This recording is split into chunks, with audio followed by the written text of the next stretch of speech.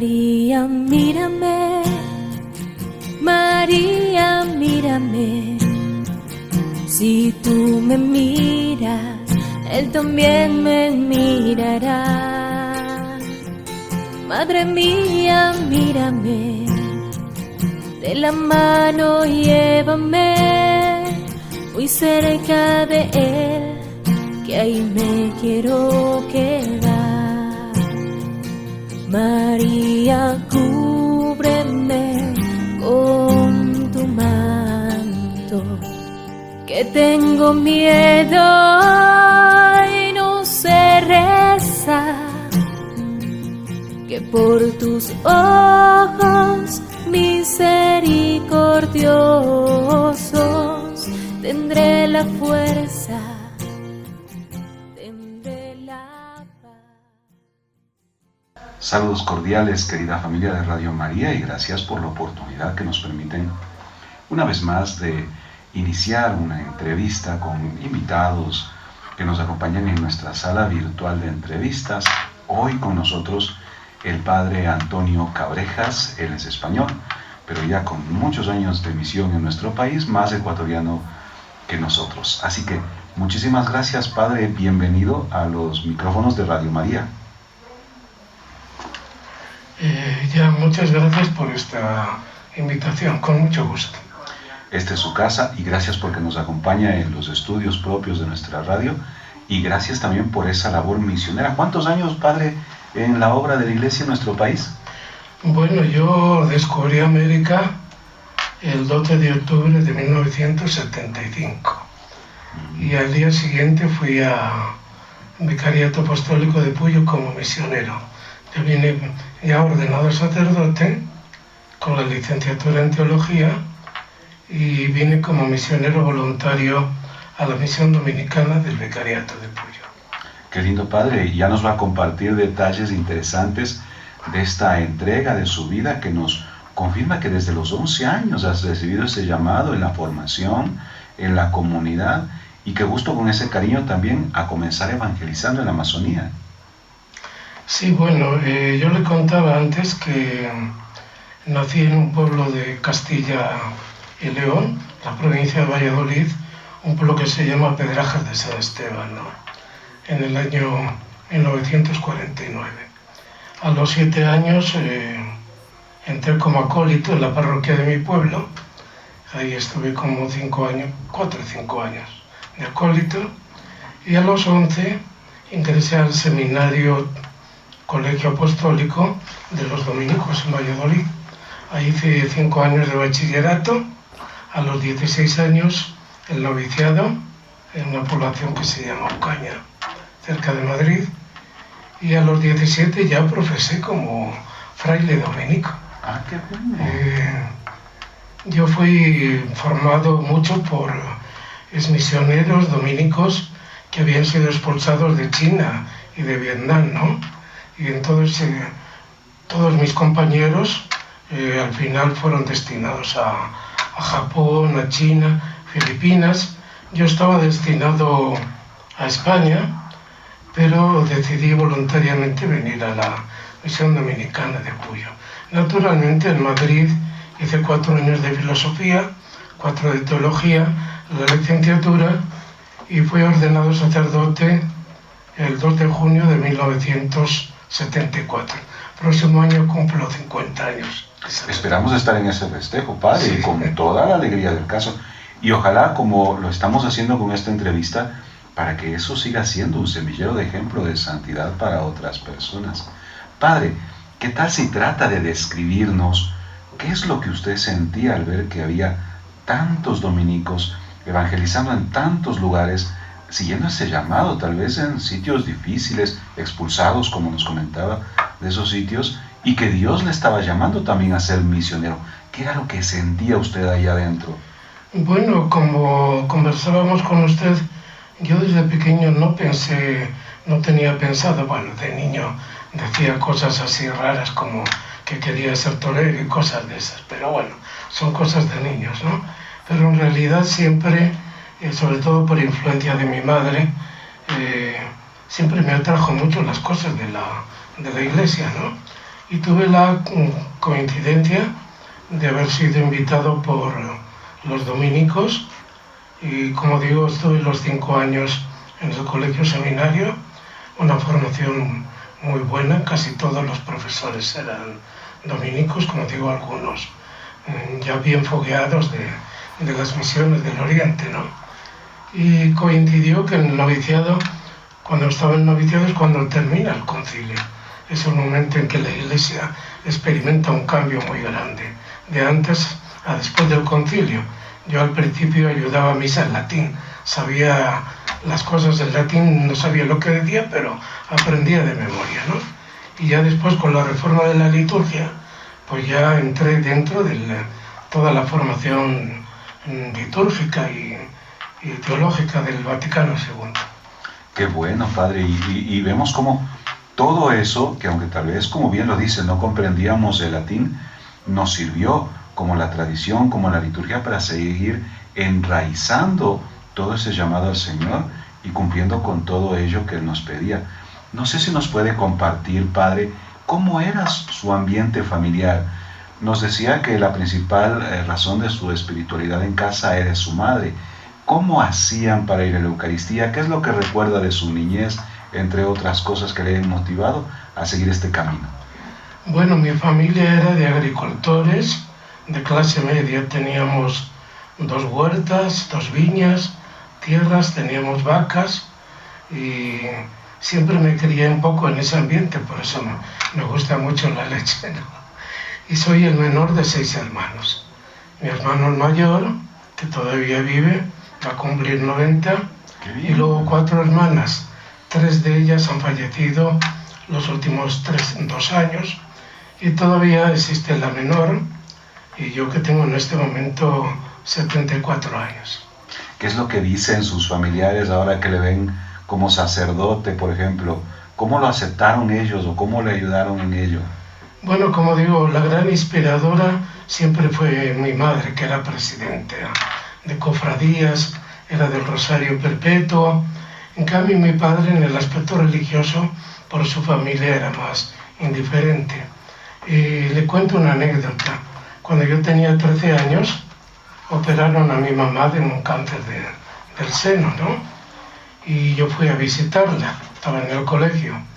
En ese tiempo otras 2 señoras del pueblo tuvieron el mismo problema. Ellas fallecieron, pero mi mamá vivió 20 años más.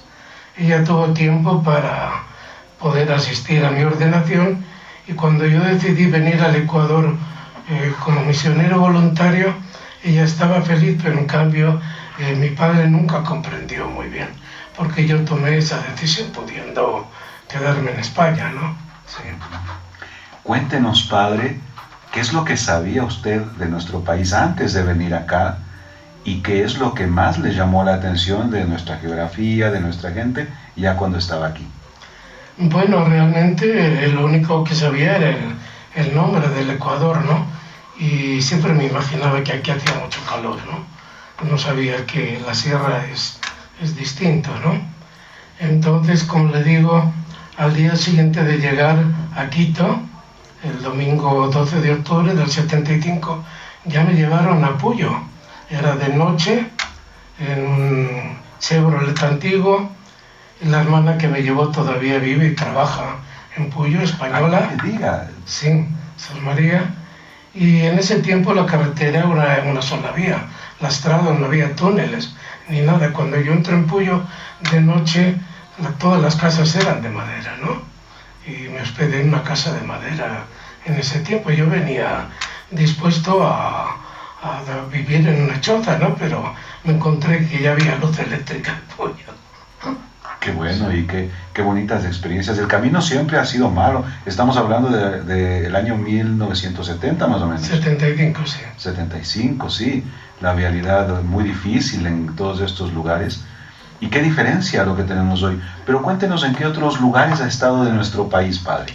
Bueno, en Puyo, en el vicariato de Puyo, mi primera parroquia fue en Sel. Es la población que está antes de Puyo. Allí había evangélicos, había un hospital, Botantes, ahí todo el destacamento militar, ¿no? Y ahí fui párroco durante 7 años. Y tuve un internado de jóvenes indígenas con la ayuda de becas de Alemania. Varios de esos jóvenes después llegaron a ser dirigentes de organizaciones indígenas. Todavía lo son, ¿no? Perdón. Después ya pasé a Puyo como rector de un colegio, Colegio San Vicente Ferrer, que en este momento llevan los hermanos de la Sagrada Familia. Ahí fui 3 años rector y después de unas vacaciones un poco largas regresé como párroco de Puyo. La ciudad tenía una sola parroquia, toda la ciudad. Ahora tiene 6 parroquias, ¿no?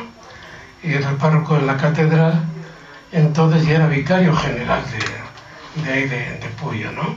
Esa fue una experiencia muy interesante. En Puyo me conocen bastante, sobre todo porque me ha gustado mucho la historia de la misión. Fui director de las revistas de la misión, El Oriente Dominicano, Carta Misionera, La Gente, Encuentro. Son publicaciones esto hasta el año 2000 prácticamente. No me diga que hasta el año 2000 estuvo en Puyo. Sí, en el vicariato de Puyo. Bueno, tuve un pequeño intermedio que vine aquí a Quito, al convento de las Casas, del 94 al 97. Y en ese tiempo fui profesor en la Universidad Católica y también fui tutor de teología a distancia en ese tiempo, pero me tocó regresar a Puyo como vicario de educación. Sí.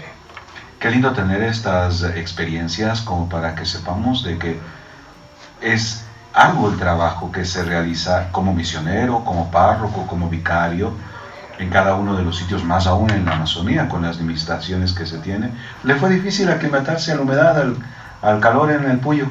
Sabe que me enseñé bastante en Puyo, nunca utilicé manga larga, pero sí llegó un tiempo en que notaba que la humedad afectaba, ¿no? Porque allí el día que no llueve es peor que el día que llueve, ¿no?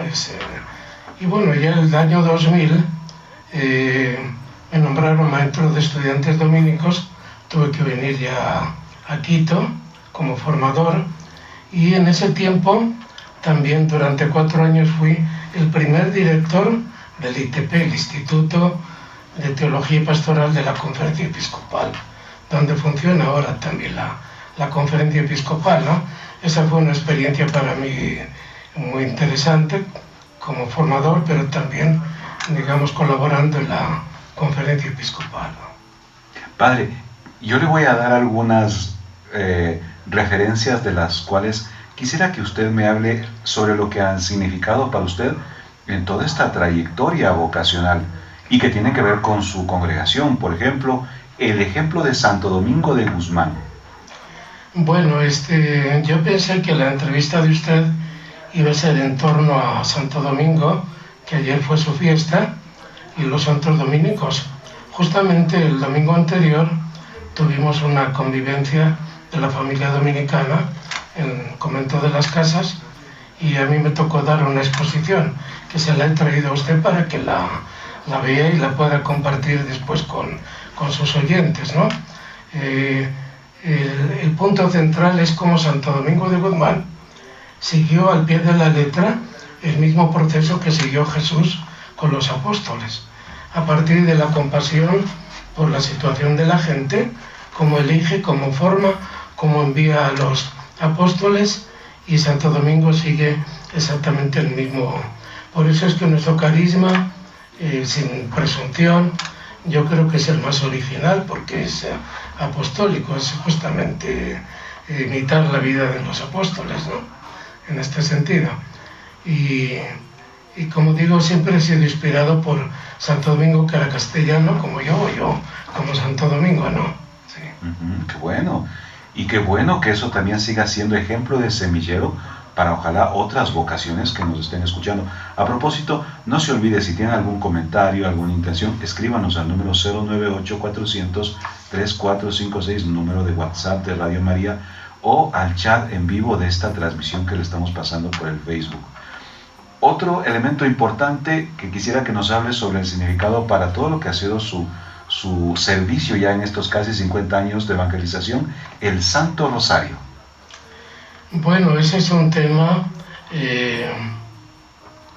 el rosario. Yo tuve hace 15 días un seminario taller con los estudiantes dominicos, son 10 que estudian en la Universidad Católica, sobre el tema de la piedad popular y la liturgia. Y es interesante saber que el rosario no es liturgia, tampoco hay que considerarlo como una obligación, ¿no? En esto hay que ser eso. Pero es la devoción popular más extendida, no es monopolio de los dominicos, pertenece a toda la Iglesia, porque es la oración realmente más completa. Es evangélica, es meditación, es una oración vocal, sirve para todas las circunstancias, la familia, la paz, los funerales, etc. Entonces se ha convertido, digamos, en la devoción más popular y más universal de toda la Iglesia. Pero en esto hay que ser también muy sinceros. No es exactamente cierto que la Virgen entregara un rosario a Santo Domingo. No es ese el relato histórico. Eso no son datos históricos, ¿no? Aunque aparezca así en los cuadros. Santo Domingo era devoto de la Virgen, tuvo algunas visiones, no apariciones, en que la Virgen, digamos, apoyaba mucho la fundación de la Orden y de los dominicos, pero el rosario, tal como lo conocemos hoy, se estructuró a partir del siglo XV con un dominico belga, el Beato Olano de Roche, pero el gran impulsor del rosario a nivel universal fue el Papa San Pío V en el año 1572, a raíz de la victoria de la batalla de Lepanto. Y como digo, pues ahora no es, para los dominicos ha sido un medio de evangelización, creando las cofradías, etcétera, ¿no? Pero ahora pertenece a todos, es para todos, ¿no? Ahora quisiera que usted nos dirija, Padre, unas palabras, considerando de que muchas de las personas que nos estén escuchando pueden tener una inquietud vocacional y necesiten unas palabras de aliento como para decirle finalmente ese sí al Señor, o como para que nosotros recemos y pidamos por más trabajadores de la mies, justamente en la jornada que hacemos para compartir ello. ¿Qué les diría a aquellas personas a propósito de su llamado vocacional para que le digan ese sí al Señor? Bueno, entiendo que este programa tuyo tiene fundamentalmente esta intención de motivación vocacional, ¿no? Antes cuando hablábamos con usted, ¿no?, de mi estancia en Baños. Yo, después de Quito, estuve 10 años en Baños como párroco y rector del santuario de la Virgen Nuestra Señora del Rosario de Agua Santa. Ella es la patrona de todas las misiones de la Amazonía ecuatoriana. En ese tiempo también fui profesor en el seminario de Ambato y pertenecía al Consejo de Presbiterio de la diócesis. Llegué a ser también vicario de pastoral rural durante 5 años, ¿no? Entonces me ha tocado trabajar un poco el tema de la vocación con los grupos juveniles, pero también con los jóvenes formandos dominicos, ¿no? Tanto novicios como estudiantes. Nosotros no les llamamos juniores, sino estudiantes, ¿no? Pero siempre nuestra oración vocacional es por toda la familia dominicana. Ahí van incluidas las monjas, las religiosas de vida activa, también los laicos, pero en este momento también los frailes dominicos, ¿no? Están en muchos lugares de nuestro país como parte de la obra evangelizadora, Padre, y nuestra felicitación a la familia dominica, a ejemplo de su santo patrono, y en gratitud también de el cariño que tenemos de rezar el rosario todos los días a través de Radio María. Esperamos, Padre, festejar los 50 años de su sacerdocio acá y con mucha alegría, también como una oportunidad, Padre, de todos los que estamos escuchando, de, como lo hemos promovido, adoptar espiritualmente el rezar por nuestros sacerdotes, por nuestros misioneros, y también rezar aquí como el Padre Antonio, porque estamos todavía en misión. Todavía estamos en misión, Padre. ¿Qué es lo que está haciendo ahora, por ejemplo? Bueno, en este momento soy el prior de la comunidad de formación de los dominicos en Quito. Somos 16 frailes. y además de eso soy el regente de estudios, o sea, el que coordino los estudios, que en nuestra orden es un cargo de bastante responsabilidad, ¿no? Atendemos también las capellanías de las dominicas del monasterio Santa Catalina, donde con frecuencia nos vemos con Mayra Rivadeneira, ¿no? Sí, y le cuento que ella me dijo que a usted le gustan mucho los niños. Sí, sí, claro. Me encantan los niños pequeños, ¿no? Su espontaneidad, ¿no? Entonces ha sido a través de ella seguramente que se ha logrado esta entrevista, ¿no?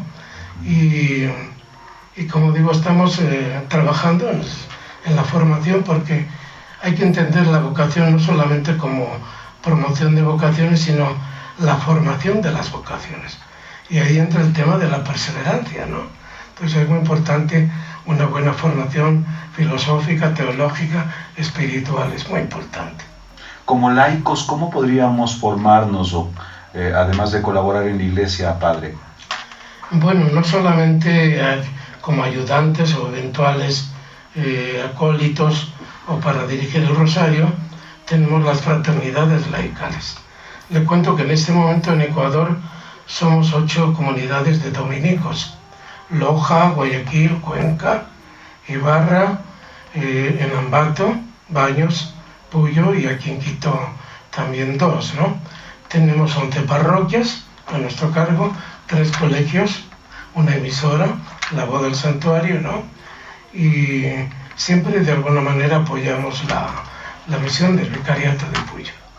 Y nuestra felicitación también, porque han sido situaciones en donde se ha sentido la presencia de la comunidad en la obra misionera, por ejemplo, en la labor que se realiza en Baños con la devoción de Nuestra Señora de Agua Santa. Usted estuvo también mucho tiempo a cargo ahí del santuario, de la radio, padre. Sí. No sé si estuvo en la oportunidad en la que tuvieron que salir de Baños.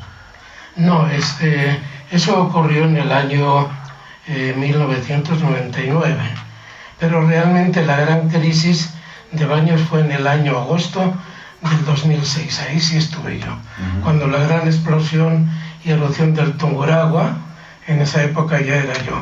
Desde el 2004 al 2014 me tocó ser el rector del santuario.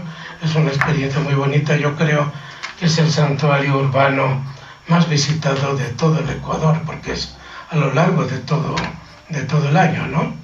¿Y usted estuvo ahí, padre, cuando todo el mundo tuvo que salir de Baños y cuando se quedaron solo los custodios de la Virgen? No, en ese tiempo yo estaba aquí estaba en Puyo, Justo para venir a Quito no pude pasar por Baños, tuve que dar la vuelta por Tena, ¿no? Ahí estaban 3 sacerdotes, 2 han fallecido, uno era chileno, otro español, y todavía vive el padre Neftalí Acosta, que está viviendo en la comunidad de Baños, ¿no?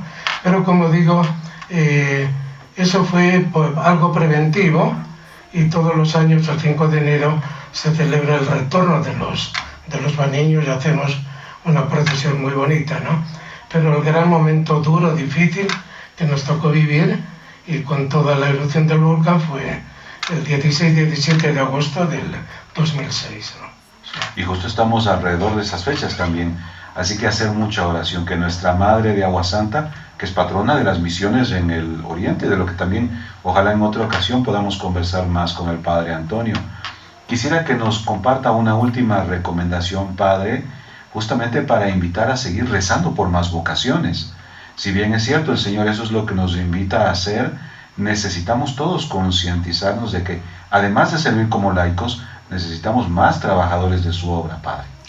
Sí, yo creo que la cuestión está en saber valorar socialmente lo que hace un sacerdote, y un sacerdote dominico que se dedica especialmente a la predicación y a la formación religiosa, ¿no? Yo creo que esa vocación puede llenar plenamente las aspiraciones de muchos jóvenes, ¿no? Ahora todo el mundo quiere ser ingeniero en sistemas, ¿no? Pero bueno, ya sabemos que de eso hay mucho, ¿no? En cambio, nosotros sí necesitamos rejuvenecer nuestra comunidad, que tiene más de 800 años de historia, ¿no? Y aquí la trayectoria en Ecuador pues es muy importante, porque participamos mucho en la colonización, evangelización de América, concretamente de la zona del Perú, pues a la que pertenecía el Reino de Quito, ¿no? O la Audiencia de Quito. Los 3 grandes santos latinoamericanos son dominicos: San Martín de Porres, Santa Rosa de Lima, San Juan Macías, precisamente dominicos, ¿no? Bendito sea Dios y que sigamos justamente buscando ese semillero de santidad. Padre, muchísimas gracias por estos minutos que nos ha compartido. Quedamos pendientes de conversar en alguna otra ocasión de temas como los que nos acaba de mencionar brevemente, y le agradecemos a Dios primero por sus 50 años de sacerdocio, segundo por la obra de los dominicos en nuestro país. Como siempre nos ponemos a las órdenes, y esto que nos trae igual los compartiremos ahí en nuestro programa para hacerles llegar a nuestros amigos todo lo que como familia dominica podemos compartir. Padre, sus últimas palabras, sí, lo que nos quiera compartir, y terminamos con su bendición, por favor. Bueno, le voy a entregar un folleto de plegarias hechas por Santo Tomás de Aquino para distintas circunstancias. Pero además le quiero compartir que en este año 2023 se cumplen 700 años de la canonización de Santo Tomás. En el 24, 750 años de su muerte. Y en el 2025, 800 años de su nacimiento. Quiere decir que estamos en un trienio jubilar de Santo Tomás de Aquino. Sí. Yo creo que lo vamos a tener muy seguido por acá por los estudios, padre. Le entrego una biografía lindísima, vocacional, sobre Santo Tomás de Aquino como buscador de la verdad. Este es muy motivador para las vocaciones de los jóvenes que tengan inquietud por la verdad, ¿no? Por conocer y por enseñar la verdad. Y a nuestra gentil audiencia, a lo que estemos compartiendo este material, no nos olvidemos tanto de hacer oración por el Padre Antonio Cabrejas, que nos acompaña hoy, como para pedir al Señor que nos ayude con más trabajadores a su mies. Un gusto, Padre, tenerlo aquí. Esta es su casa, bienvenido, y terminamos con su bendición. En primer lugar, muchas gracias a todos los oyentes de Radio María. Felicito a esta linda emisora porque hace un trabajo maravilloso con la Santísima Virgen, que es la que realmente nos enseña a conocer y amar a Jesús. O sea, la verdadera devoción a la Virgen se mide en la medida en que nos enseña a ser mejores seguidores de Jesús, ¿no? Así que yo de todo corazón, con la Santísima Virgen, les deseo a todos ustedes su bendición. En el nombre del Padre, del Hijo y del Espíritu Santo. Dale clic en me gusta, suscríbete si aún no lo has hecho y activa la campanita para recibir las notificaciones de los nuevos videos.